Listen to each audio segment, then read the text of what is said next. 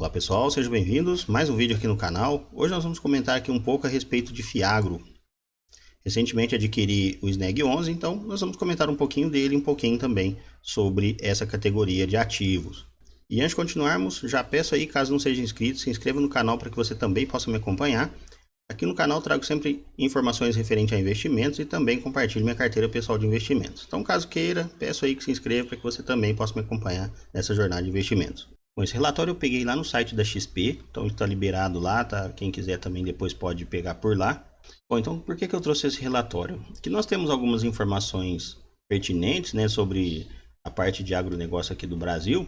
Então nós temos aqui em torno de 27%. Então essa é a representação do agronegócio dentro do PIB, tá, do país. Então, isso é muito importante. Então nós vemos que é uma parte bem relevante aí da composição do PIB do Brasil. Bom, o PIB é o Produto Interno Bruto, ou seja, tudo que é produzido aqui dentro do nosso país. Bom, aqui nessa parte nós temos também os destaques, ou seja, a grande maioria está em torno aqui de soja e milho, então nós podemos ver aqui pelo gráfico também. Depois nós temos outros tipos de cultura também, como arroz, trigo, feijão, mas a concentração maior aqui acaba sendo em torno de soja e milho. Bom, pelo estudo que eu fiz também, dentro do Fiagro nós temos várias categorias, como aqui, por exemplo, nós temos, pode investir em uma ampla variedade de ativos, direitos creditórios, imóveis, valores imobiliários, ações ou cotas de sociedade, sempre no contexto de atividades integrantes na cadeia de produtividade agroindustrial. Ou seja, se estiver ligado ao agronegócio, possivelmente o fundo poderá fazer aquisição desses ativos. Bom, as seguintes categorias então nós temos direito creditório, imobiliário e também participações. Então, fiquem atentos também que, aqui no caso, a receita de investimento é periodicamente distribuída para os cotistas. Entretanto, diferente dos fundos imobiliários, não há aqui a obrigatoriedade regulatória de distribuir o resultado. Então, aí fica muito a cargo da gestão definir isso como que será distribuído. Bom, fiquem atentos e dê uma lida no regulamento do fundo que você tem interesse. Quero deixar claro já desde então que nada desse vídeo é uma recomendação. Bom, sobre os FIIs também, ou seja, fundos imobiliários e também os FIAGROS, nós temos algumas coisas interessantes que parecem bastante. Bom, aqui investidores em geral, ou seja, nós também, nós podemos investir aí nesse tipo de fundo.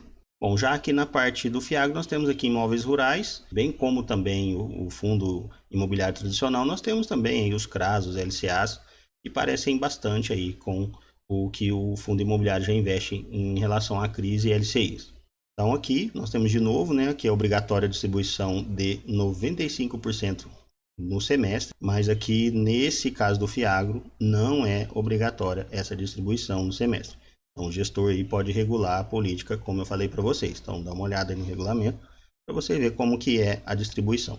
Com relação aqui ao imposto, praticamente a mesma coisa aí dos fundos imobiliários. Então nossos cotistas aí que visam uma renda mensal, então, no momento, ainda é isento de imposto de renda.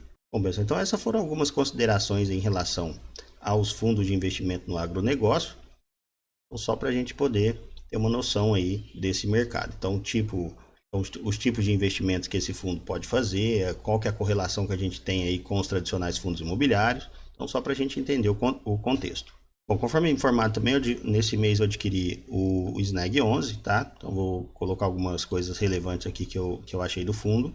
Então, uma das coisas que eu vi também foi a taxa de administração desse fundo, que é de 0,92 e não tem taxa de performance. Mas você deve ler o regulamento para que você fique ciente de todas as características desse fundo. Mas aqui nós temos algumas informações relevantes também. Bom, esse fundo ele investe praticamente aí em CRAs. Aqui está 3 ativos porque ele também tem 2 fazendas no seu portfólio. Então nós temos aqui o dividend yield analisado em torno de 14,66, quase 15%. Então com a alocação de toda a carteira do fundo, hoje ele estaria gerando basicamente isso daí ao ano. Mas lembrando que nós temos também previsões de queda da Selic, então tudo isso daí nós temos que levar em conta também. O valor da cota patrimonial hoje está em torno de 101,3, então basicamente hoje ele está sendo negociado aí dentro do seu valor patrimonial. Bom, em relação à alocação do fundo, como eu falei para vocês, ele investe basicamente aí em CRAs, então nós podemos ver por aqui, em verdinho aqui a parte de CRA, ou seja, 87% está atrelado aí a esse CRA. Esse fundo tem uma parceria aí com a Boa Safra, que é uma empresa também listada em bolsa, e esse CRA representa aí 84% do portfólio. O tipo de cultura aqui é soja e a maior parte aí, ou seja, esse CRA aí está indexado ao CDI. Então, lembra que eu comentei que a perspectiva aí, a expectativa da taxa Selic seria que ela venha decaindo agora ao longo dos próximos meses. Em relação à região, hoje tem uma concentração maior em Goiânia, Mato Grosso e Minas Gerais. Então essas são as regiões aí basicamente de maior alcance do fundo. Sobre os ativos em si, como eu falei para vocês aqui, o CRA ele representa 84% e aqui está a taxa, né, CDI mais 3%. Os demais aqui são atrelados ao IPCA, uma taxa bem razoável também, IPCA mais 8%. Bom, trouxe também aqui alguns outros detalhes, vamos dar uma olhadinha aqui em algumas partes do regulamento também. Então aqui eu trouxe principalmente, né, esse item aqui, onde das novas emissões de cotas, o fundo pode realizar emissões sem aprovação de assembleia, tá? Tá aqui, a gente pode ver aqui, ó, sem necessidade de aprovação em assembleia, até o montante de 10 bilhões. Então é muita grana, é muito dinheiro aí.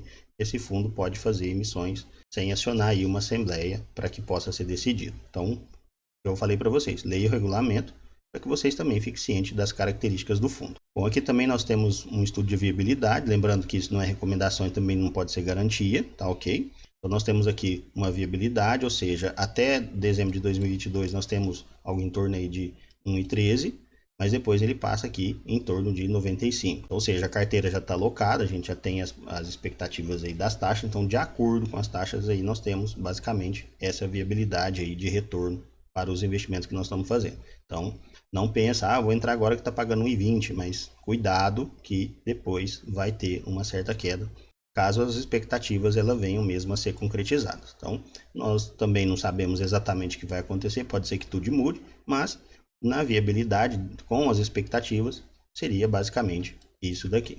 Bom, aqui também nós temos algo interessante, que nós temos aqui para o ano de 2022, 2023, 2024 e 2025. Então, nós temos aqui uma expectativa do CDI também do IPCA.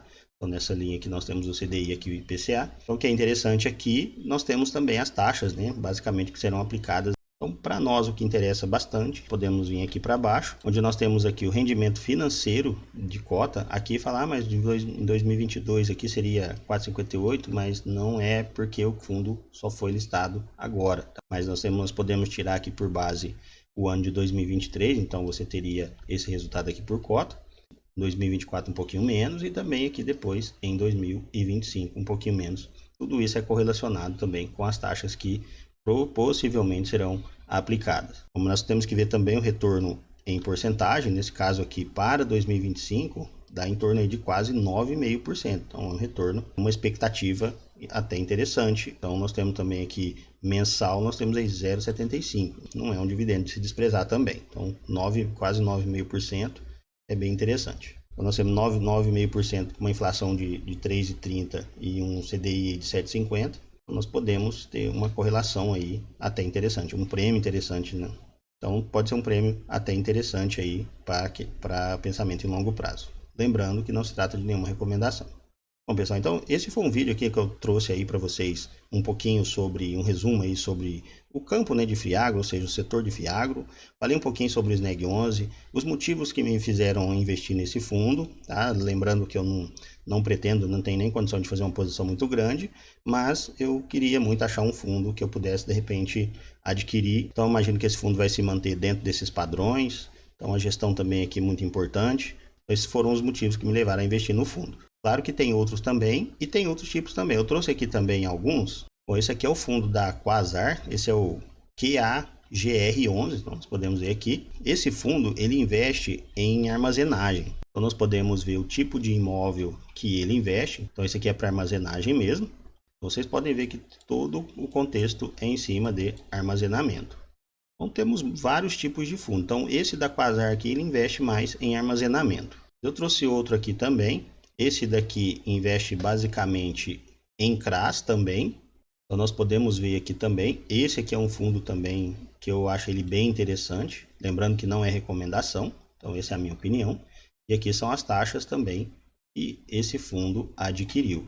Então esse é o fundo da RISA, é o RZAG11, o ticker dele é RZAG11. E aqui também eu trouxe outro, um do BTG, que investe basicamente em terras, né? Então nós podemos ver aqui que tem fazendas, a fazenda de grãos, fibras e grãos. Então, vários tipos de segmento dentro do agro também. Então, assim como nós temos dentro dos fundos imobiliários, nós temos fundos de papel, nós temos fundos de lajes corporativas, shopping centers, nós temos também logística, nós temos também industrial. Então, são vários ramos dentro desse setor. Então, o Fiagro também não fica para trás. Então, tem também todas essas possibilidades aí.